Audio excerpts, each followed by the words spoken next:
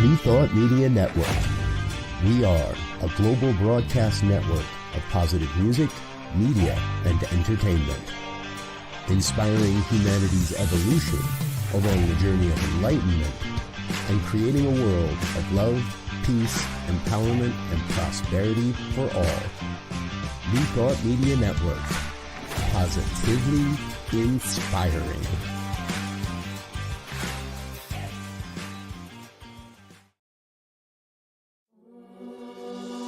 Free my mind, open my heart with the whispers of truth. To live a conscious life, to live a conscious life on the growing edge. On the growing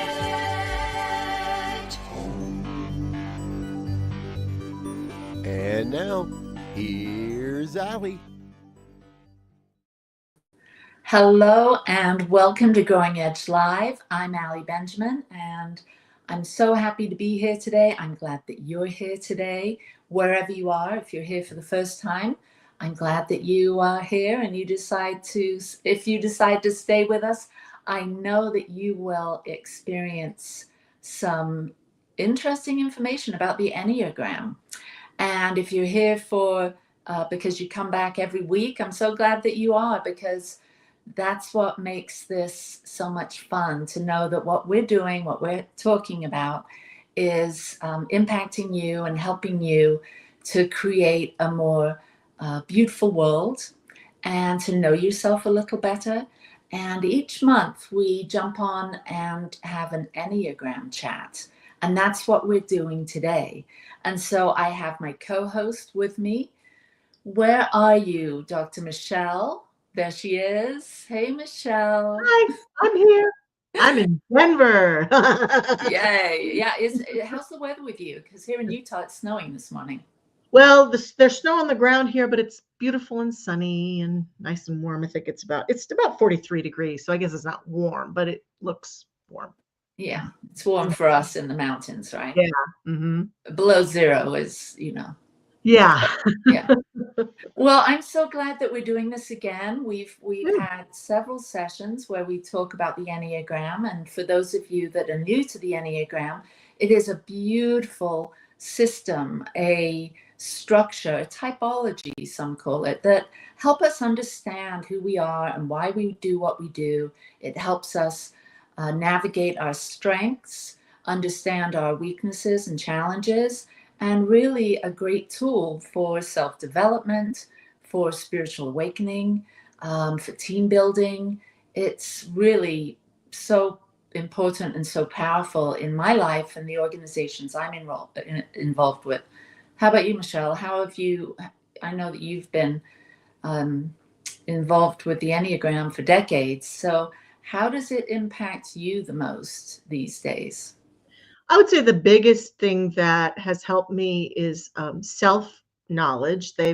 It's often been said in personal growth circles and all over the world that if you know yourself well, then that helps you to be more impactful and effective in your relationships, in your career, to understand yourself and know what are the things that get in your way? What are the blind spots? What are the things that tend to get you off track? Because I know we spend a lot of time, I do anyway, and most of the humans I talk to going, why did I do that again? I don't understand how I fell into that hole again.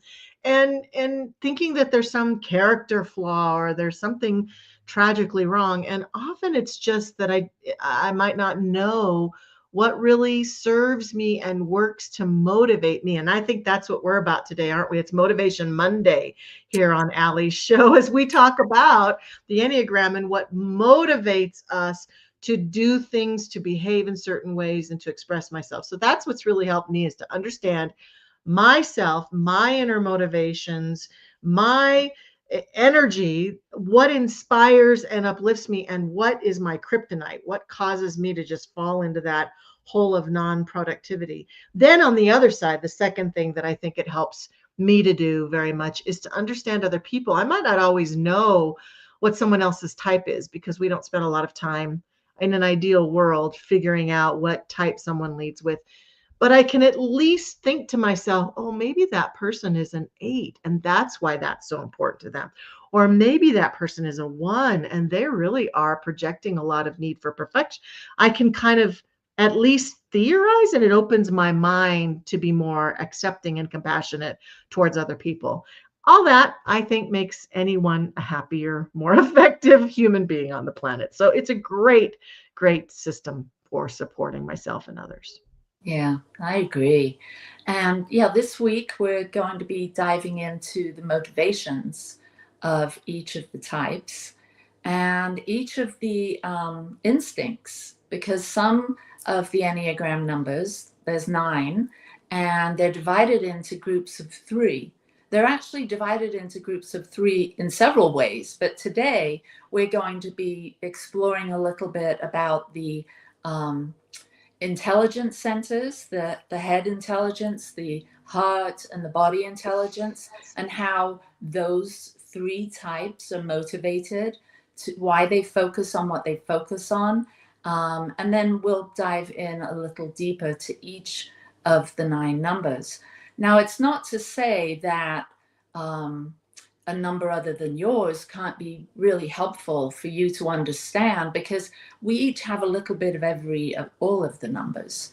And so really it's to build some self-awareness about how we might hear a motivation for another type and think, oh yeah, I always put that on the back burner, but I want to bring that more forward in my life to utilize that energy. A lot of the Enneagram wisdom for me comes in the form of energy.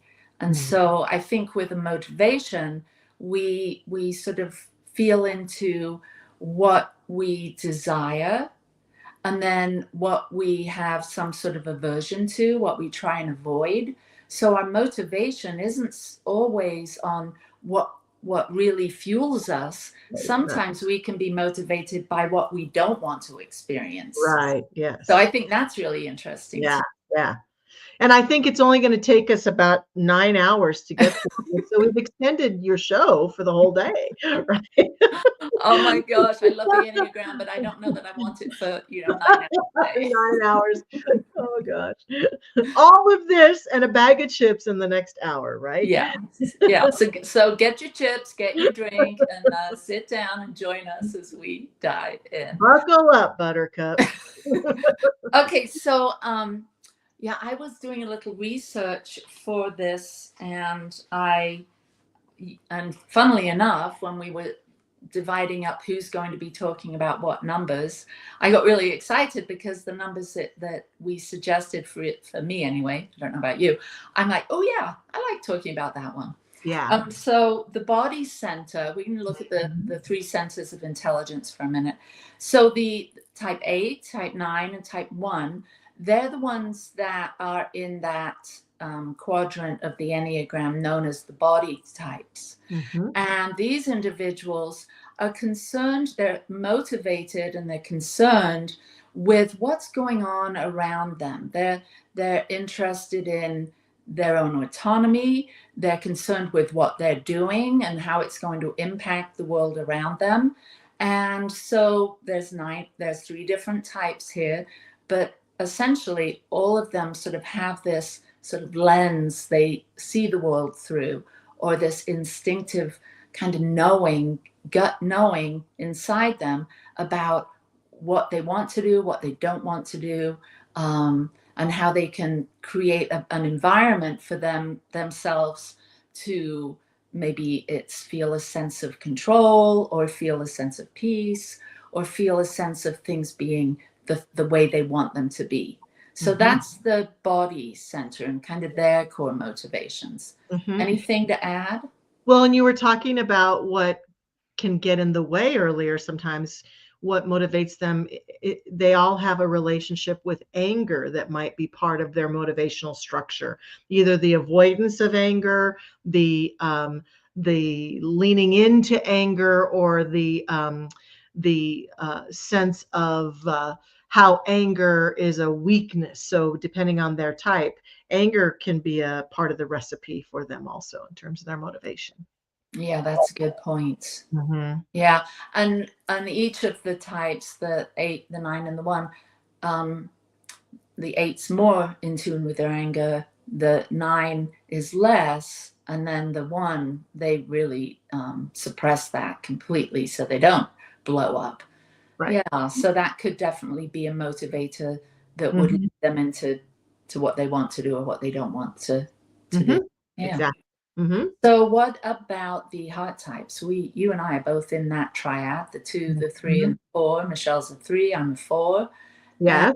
what do we have to say about what motivates the heart-centered types? Well, because the heart center types, I like that word heart. It's easy then to kind of associate it with being a feeling type. And so each one of these numbers is motivated about their feelings. The 2 feeling a sense of connection, the 3 feeling a sense of productivity or pride about getting things done, and the 4 about uniqueness, authenticity, that sort of thing. And then each one of them in the opposite, what they're trying to avoid around feelings is also really interesting. As with the instinct or body types, avoiding their grief or dancing with their grief struck as a part of their motivational structure. So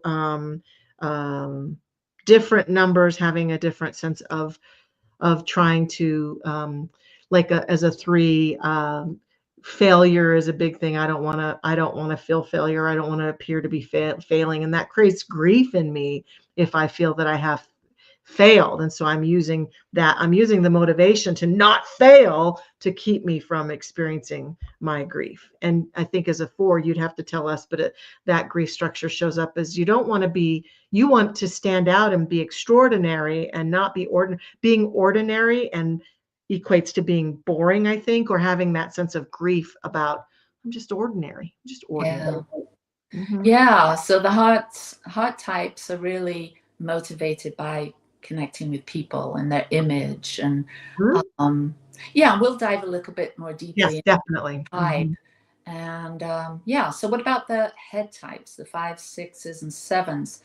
They're more motivated to understand things, to Mhm. make sense of things. Mhm. Um, Also, because of that fear that runs just under the surface of the head types, there's also an avoidance of things they may fear. And Right. so that will present itself as we dive into each of the types. Any more about the head center and the motivation?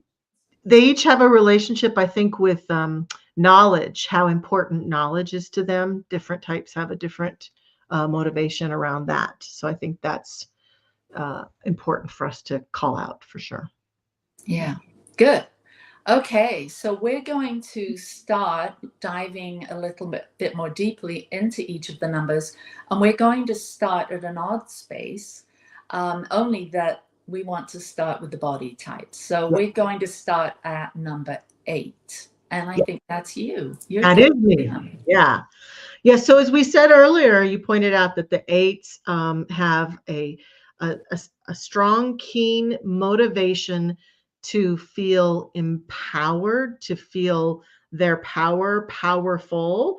While we can't certainly, and we don't uh, support the notion of looking at someone's behavior and assessing what type they lead with.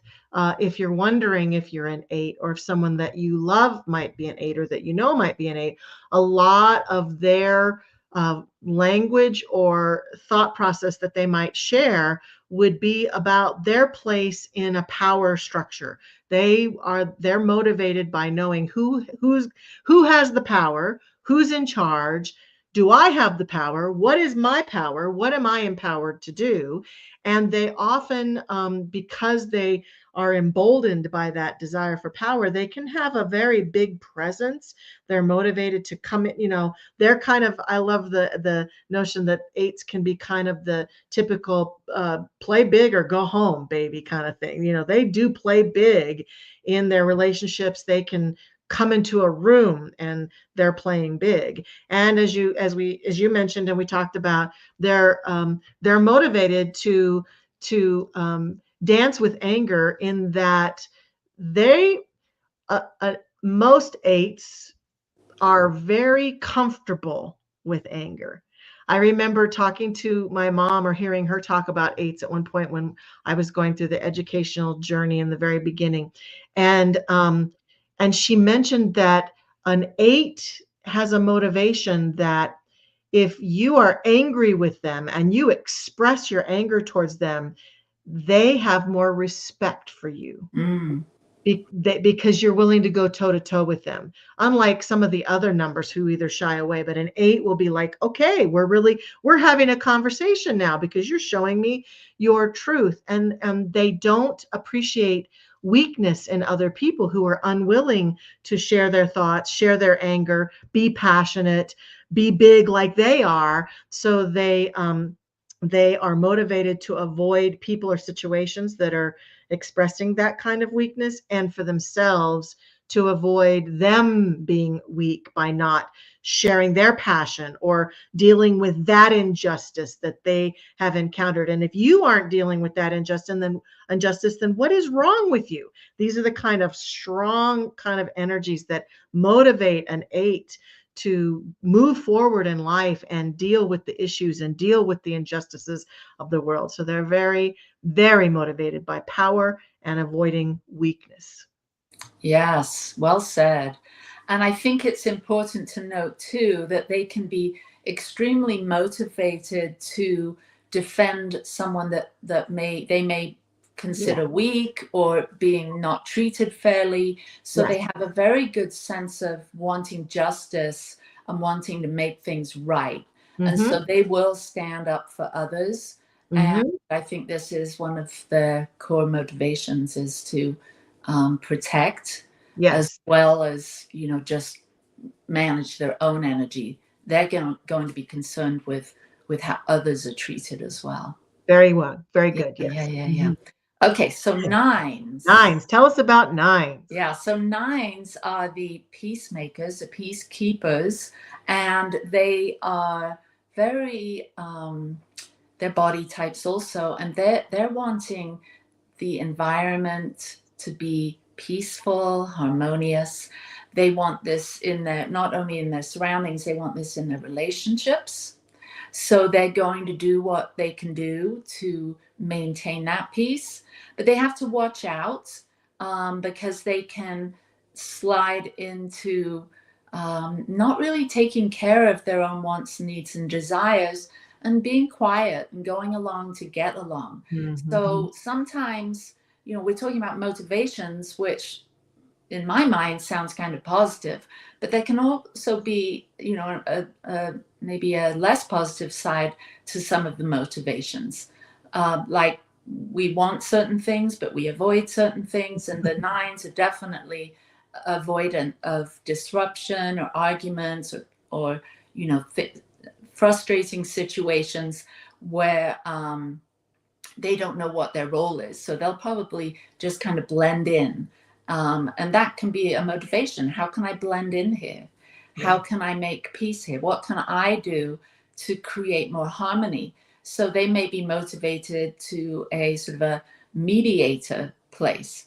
If you have a group of friends, the nine will be, not all nines, but most nines will want to mediate between if there's an argument or if they get a sense that things are getting a bit heated. So Mm-hmm. yeah, so nines. What else motivates nines? Michelle, can you think of? Well, I think you've said it very well, and I think you talked about their conflict avoidance. A lot of nines have a really hard time with conflict. I mean, depending on how far they go. One of my favorite movies in the world is Bad Moms Christmas, and this daughter takes her mother to therapy because her mother is trying to smother her and be too close to her, and so she's trying to tell her mother that she wants to have a little space. And the mother is creating all this drama and finally says, finally agrees, well, we're going to talk about this relationship in front of the therapist. And then the mother says, I just need to go to the restroom. And she gets up and she walks out, and you hear the car door slam and the car turn on, and she drives away. And I thought, that's like an extreme of the avoidance, the conflict avoidance that a 9 might go to. Like they don't want to be there for the conversation where they might be confronted, or where someone else might be confronting another person. They just kind of have they're motivated and have this kind of inner thing that they just remove themselves from the situation. So Mm-hmm. that's important to notice if you might be a 9. Mm-hmm. And I think some 9s can be quite motivated to maintain a connection with that important person or that important group. So they will, do one of their fears. A motivating fear would be loss of that connection. And so I think that's why they can be known as the ones that kind of go along to get along, because they're trying to maintain, they're motivated to maintain those connections with the important people. Yes, well, definitely. All right, we have one more body type, which is type 1. Yes.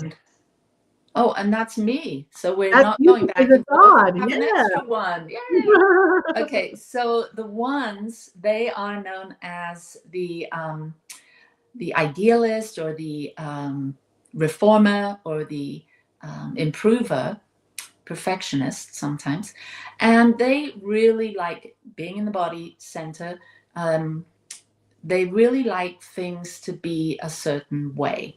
So 1s, they may not always have everything just in order and just perfect, but they want the things that they deem as important to be orderly and perfect. So they're going to be striving to improve things, to give themselves that sense that their world is in order, that things are done well. They're very productive, and they're principled and purposeful. So they're going to be motivated to make sure their environment, their life, their workspace, their family, their home is the way they like it, so it will function well and things won't go wrong. So what else? Let's see. Also, they're motivated for things to be in integrity, for things to be above board. They like to understand that. And so ethical, they would be motivated to make things right and make sure that I would imagine in business that every I's dotted and T's crossed, and that everyone's following the rules. I think they can be a little motivated, highly motivated to make sure everything's going in the direction they want. And so with that, they can fall into being a bit critical of others, but mostly themselves. I think they're motivated to be perfect, whatever that ideal of perfection is for them. That's a real core strong motivation. What about you? Any other thoughts of 1s? Well, the only thing I would add is if we go back to what they're avoiding, sometimes, of course, they're avoiding mistakes and errors. But when it comes to that anger issue that is in the instinct type, they are often, I'm married to a 1, and one of the greatest challenges that I see is that he's often angry, but he tries to hide it from me, and he tries to hide it from the world, and yet he has sometimes explosive anger that just comes out when he least expects it. And I think he gets a little bit ashamed of that sometimes. So ones will often think that they're hiding their anger really well, because after all, they need to be perfect people.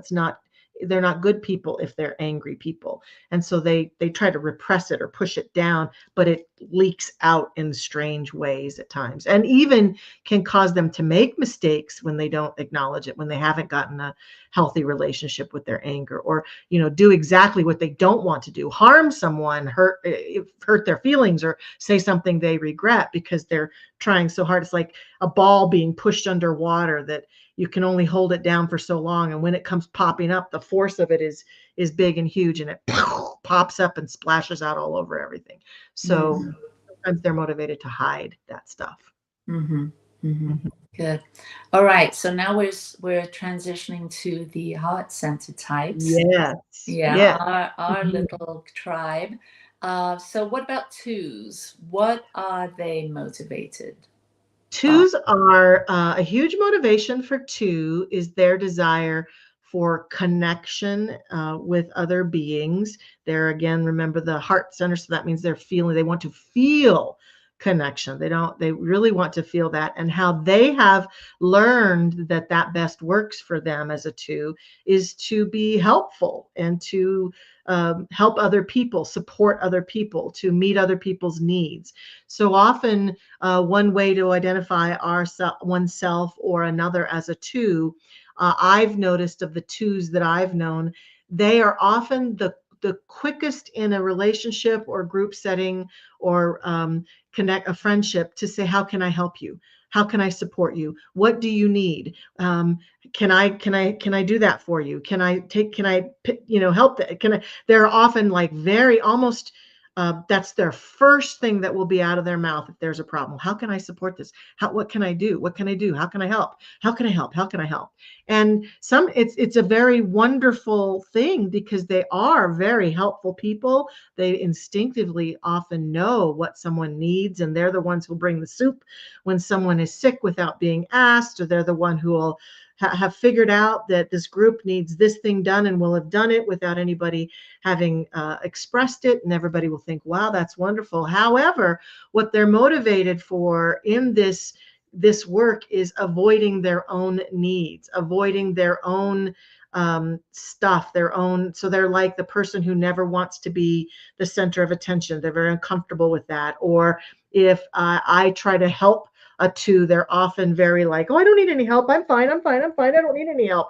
They're motivated not to receive that which they're constantly giving out to other people, which is a very interesting quandary. And often I find that sometimes a two's motivation can get so powerful in needing to help that I've had twos offer to help me with the strangest things, that I don't need help with. Like I'm carrying something into the office and a two will say, oh, let me help you with that. Let me help you with that. And it's kind, but at the same time, I've got it all balanced and I'm doing just fine. And I don't really need your help right now. Thank you. But they just can't quite help it that they need to help. So that's a huge motivation for them. Yeah, it's a bit of my husband's a two, and he's so helpful.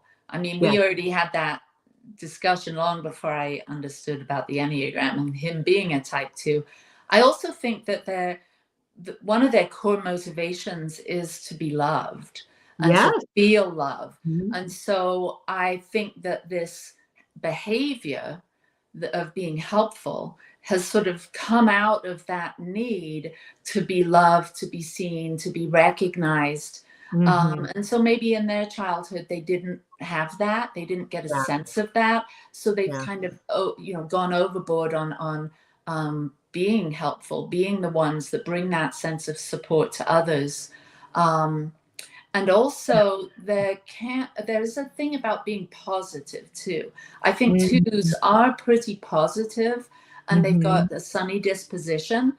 And so they want to be helpful in bringing that light, that levity, that to others around them. I think they can slip into feeling some disconnection when they don't feel appreciated for what they do, because they're so motivated to be helpful.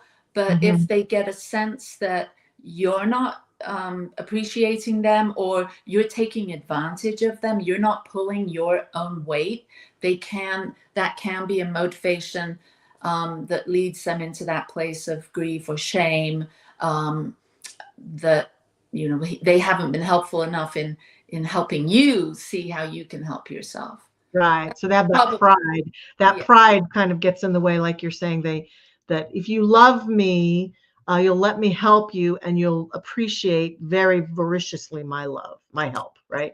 Yeah, exactly. Yeah. Very good. Very good. Yeah. All right. Yeah. So we're right at the bottom of the hour. We're going to take a very brief break, and we'll see you in a minute or two.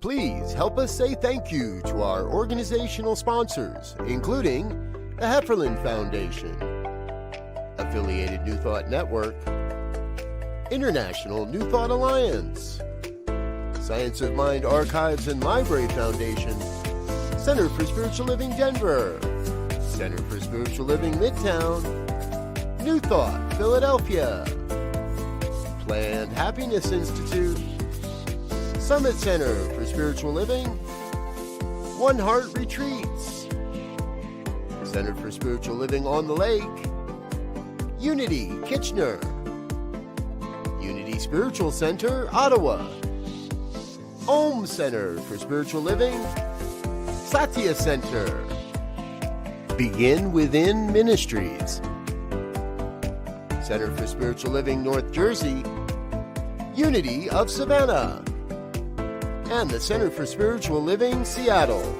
as well as all of our individual donors. Thank you for being part of the New Thought Media Network. Please like, share, and subscribe. New Thought Media Network, positively inspiring. New Thought Media Network is on the rise. We're looking to grow with you. Do you have technical media experience or perhaps a desire to learn? Are you willing to volunteer your precious time and attention? We share this message to benefit all. If you possess a computer with a camera and a microphone, we will share our knowledge with you. Behind the scenes or being the star, let us bless our one. Contact us at info@ntmedia.org.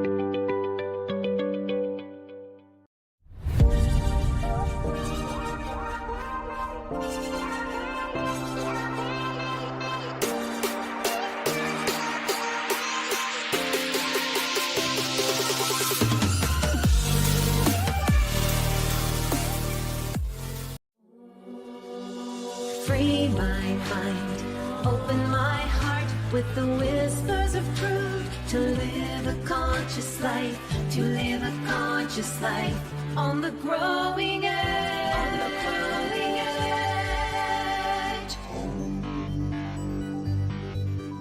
edge. And now, here's Allie. And we're back. We're talking about the Enneagram Type 3, and we're in the Heart Center Triad.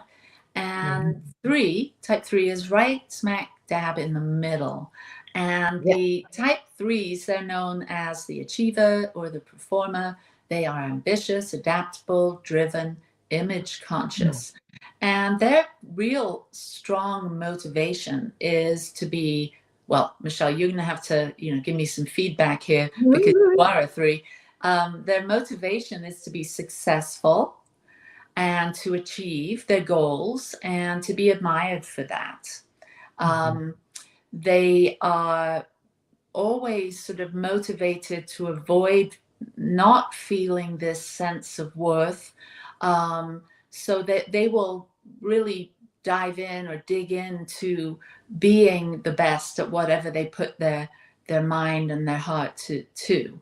And so that's really gives them this really strong motivation to check off the list, to get things done, to be efficient and effective.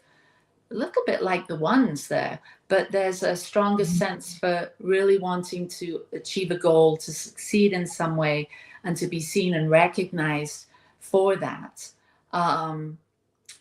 So I guess if they're avoiding something, it's failing.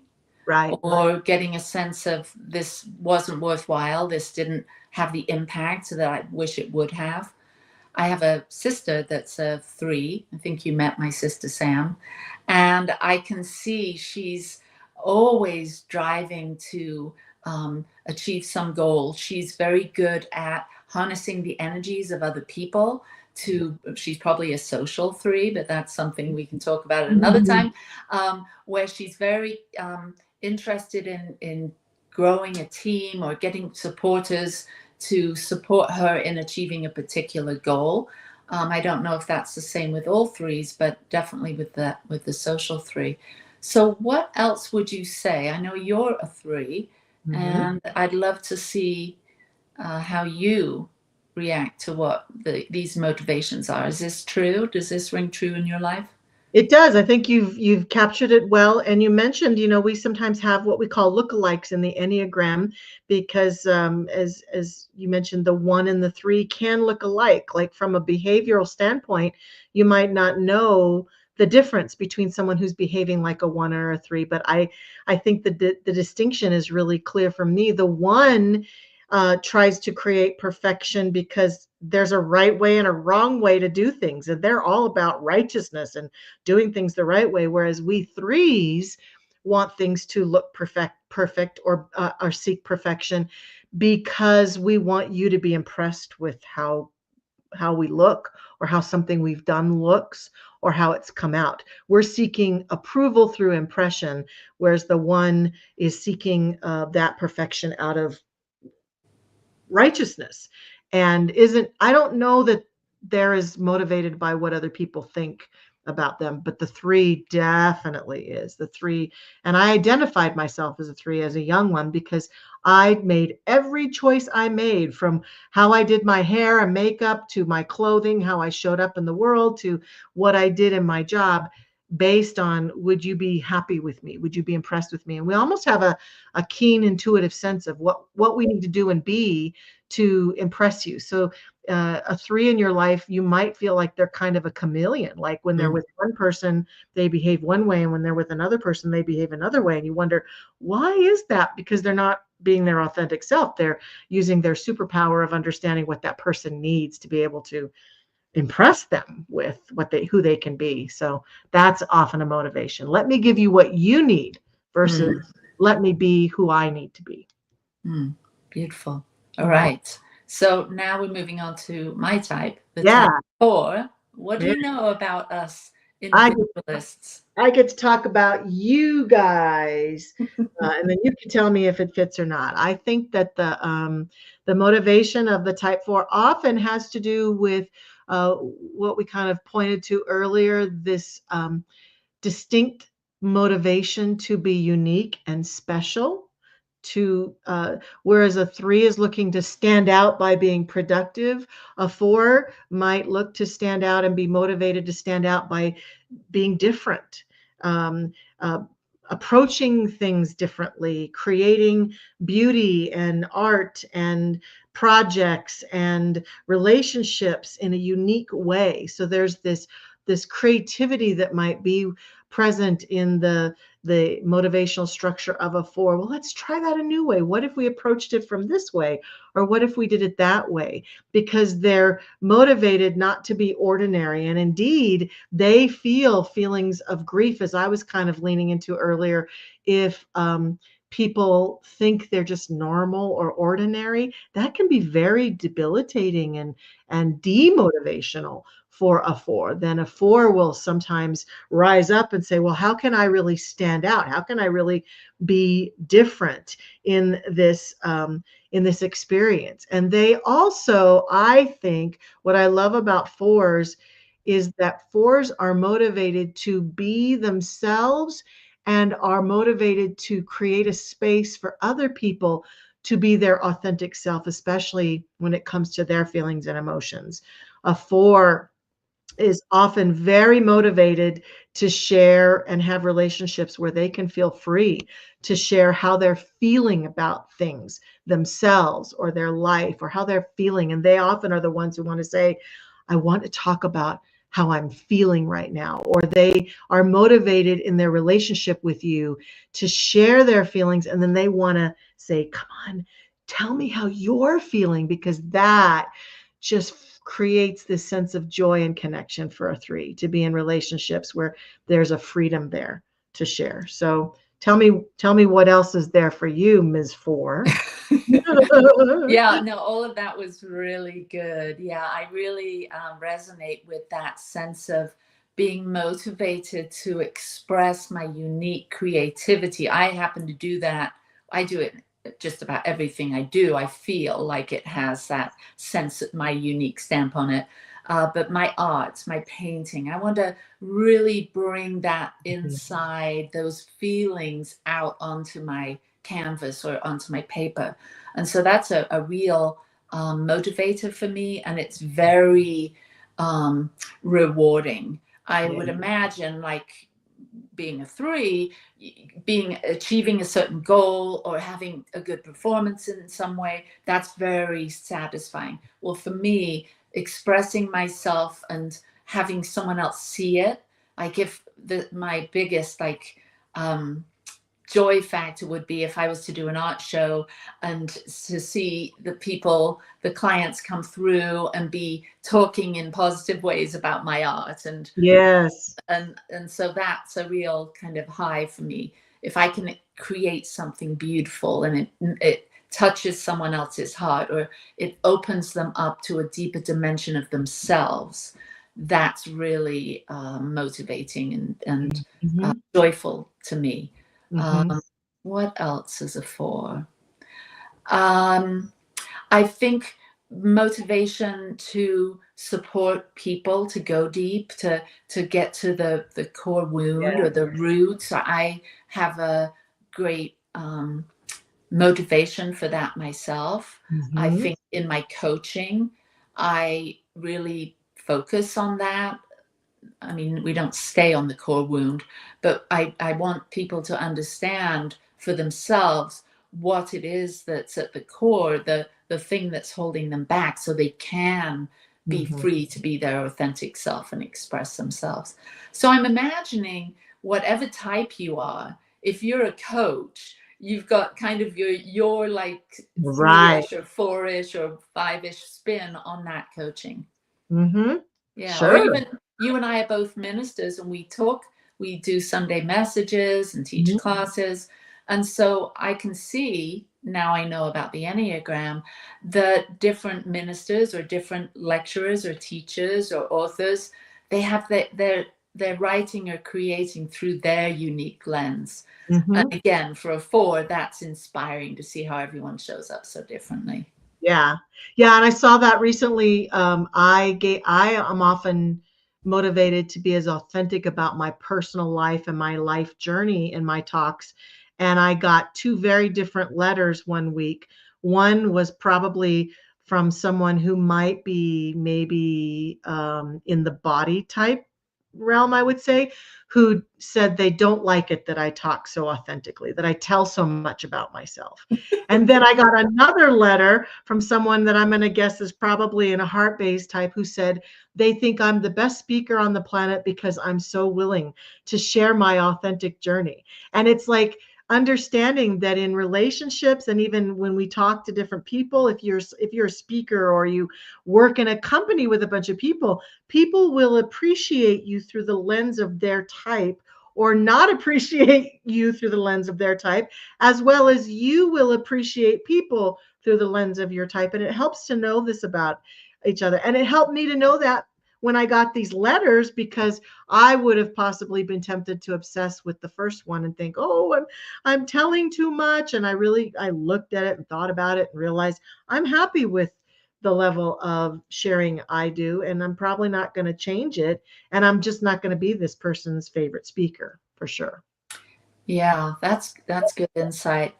This is kind of an aside, but I was just thinking of that book, What You Think of Me Is None of My Business. Exactly. You know, yes. Reverend Terry Cole Whitaker. Yeah, she just passed away. She did. I know. It was very, very sweet to remember her so fondly with her passing. So yeah. Yeah, I wonder if she might have been a 4.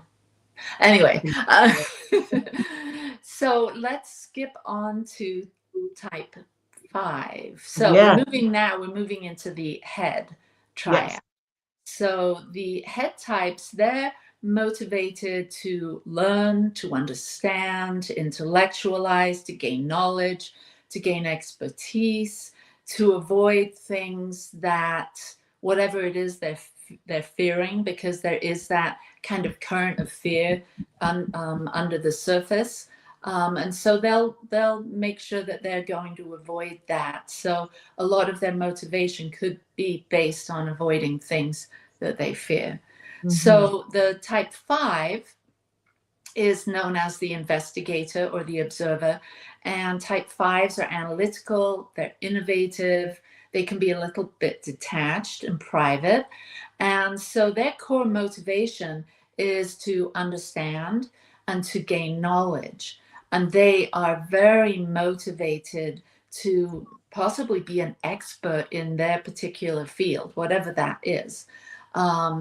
They will be motivated to protect themselves, their time, their talent, their resources, in order to be able to really understand and learn what they want to know. So if there's going to be a disturbance, if they're perceiving something as a distraction, they'll be doing what they can to create a safe space for themselves. They can be highly introverted, so they're also going to be motivated to keep their privacy. And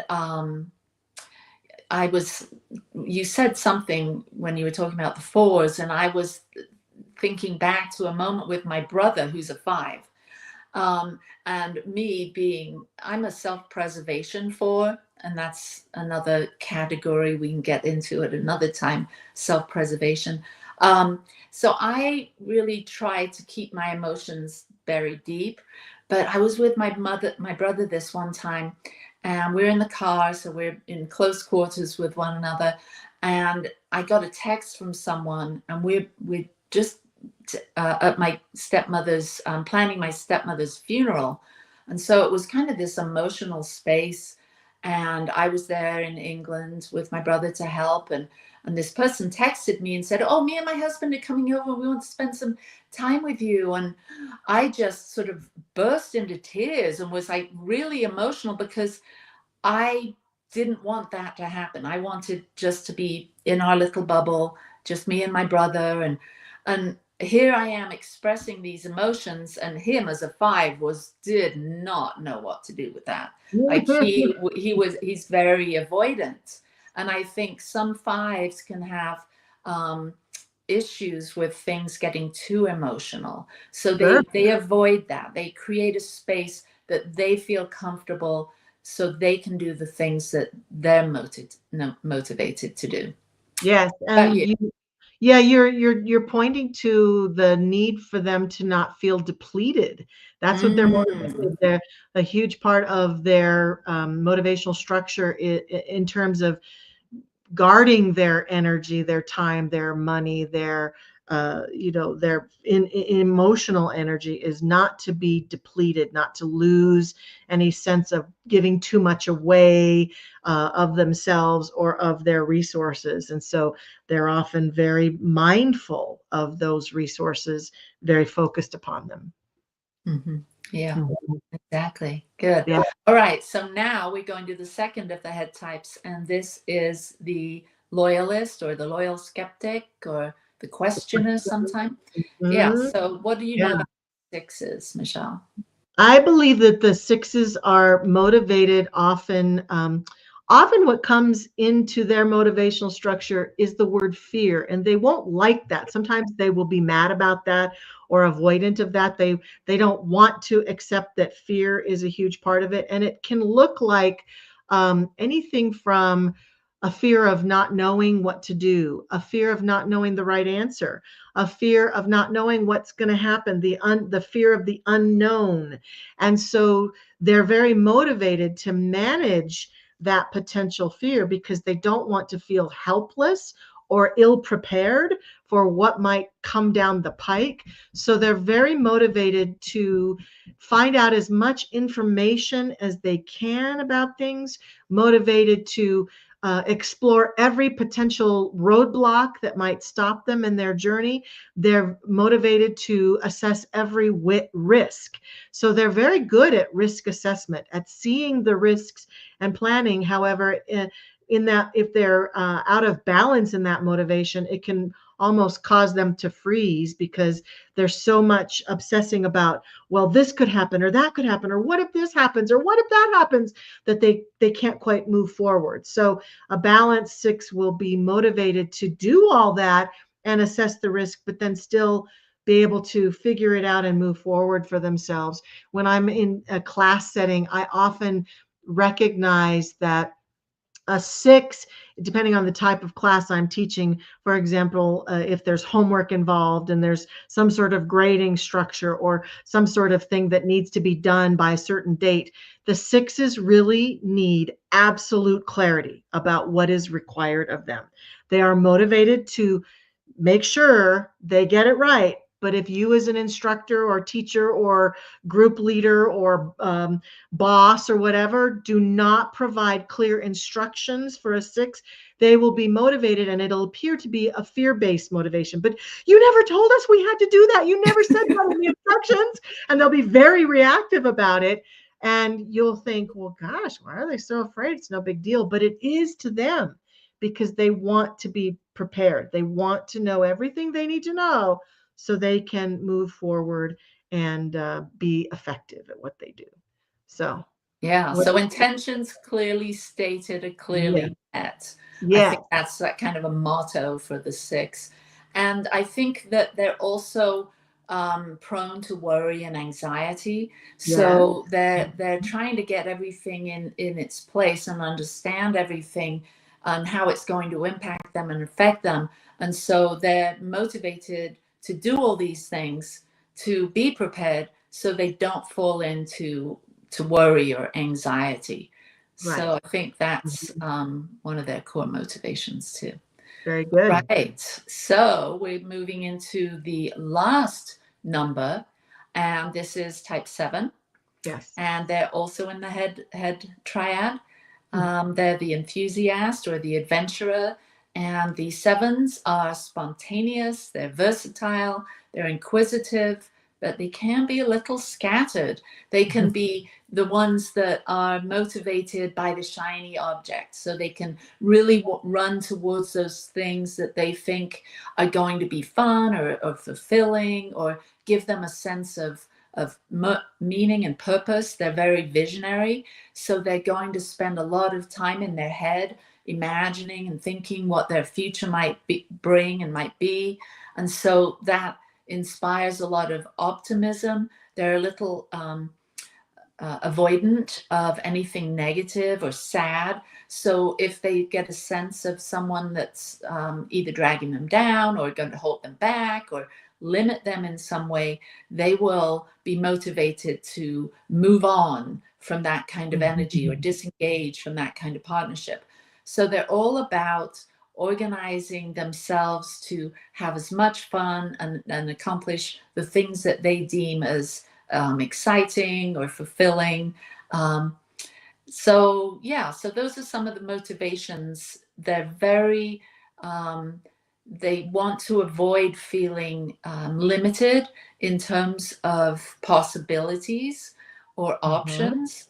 And so they're going to be, they're in that head center. So they've got a lot of access to thinking, outside of the box and moving beyond. So they're motivated to avoid those limitations by leaning heavily on their imagination.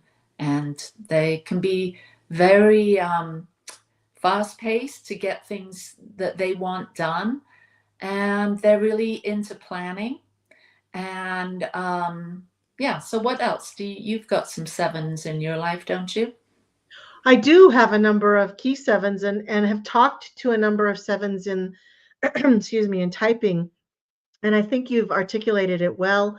And what I hear most 7s will say is that their deepest painful moments come if they have to face a day or a decision or a situation where there aren't a number of options to consider, that it's just painful for them, that that one of the worst things in the world for a 7 would be, you can do this or you can do this.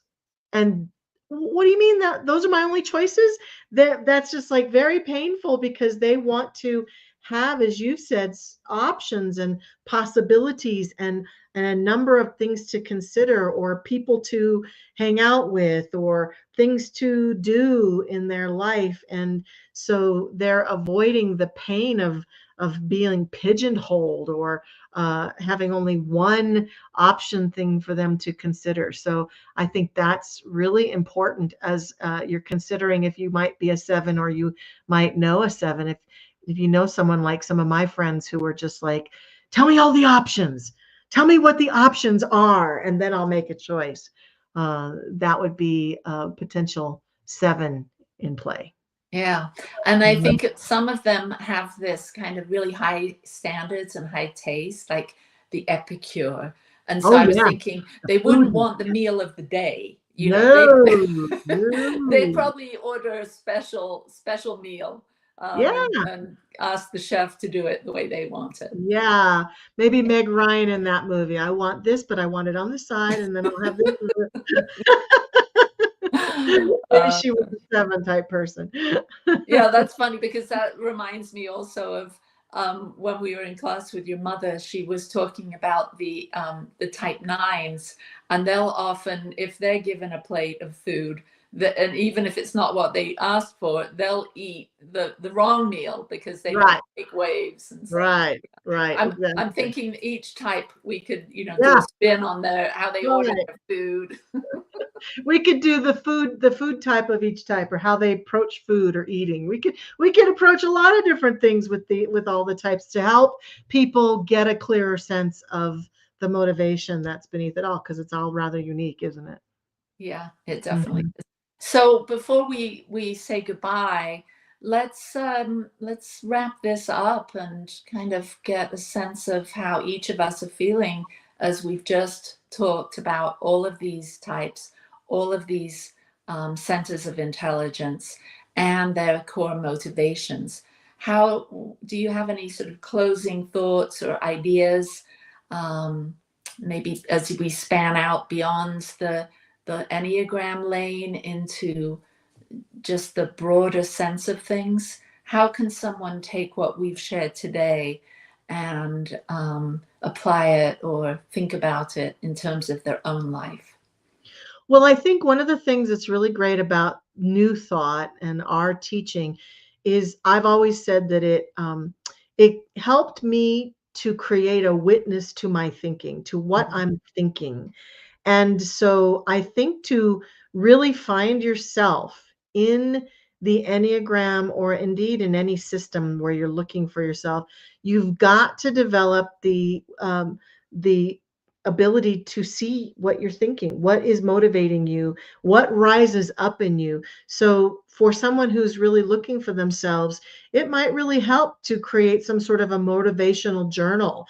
Like, as I approached the decisions that I had to make, the relationships that I'm in, the choices that came my way, what motivated me most to go one way or another, and then think back on this conversation that we've just had, and that might really help you find yourself. And then keep in mind what we said in the beginning: you can't look at another person and determine their type based on their behavior. The only way you can help another person find their type is to really understand what motivates them. Because from a behavioral standpoint, there are a lot of lookalikes, and there are a lot of ways that certain two distinct numbers appear to show up very similarly, but what causes them to behave the same is very different. So just keep that in mind. Don't go around assessing what other people are and assigning them numbers in your head. That won't help. That won't help.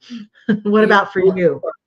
Oh, well, I just think it's so empowering to, when you're on the journey of self-discovery, is to ask yourself, what am I motivated by? What is my core motivation here? And I know we're right at the end, so I'm just going to say it quickly. So I ask each of you that are watching or listening, are you motivated? Do you want what you want because of a fear, or is it out of love? And I think when we can ask ourselves, is this choice I'm going to make, is this coming from fear, or is this coming from love and connection? So that's how we're ending it today. Thank you so much for another great chat, Michelle. I look forward to doing it again. And thank you to everyone who's watching today. I trust that this has supported you on your growing edge, your evolutionary growing edge, in becoming the you that you came here to be. So peace and blessings, lots of love, and thanks to the New Thought Media Network for producing this show, and to the Satya Center for sponsoring. See you next week. Free my mind, open my heart. with the whispers of truth, to live a conscious life, to live a conscious life, on the growing edge.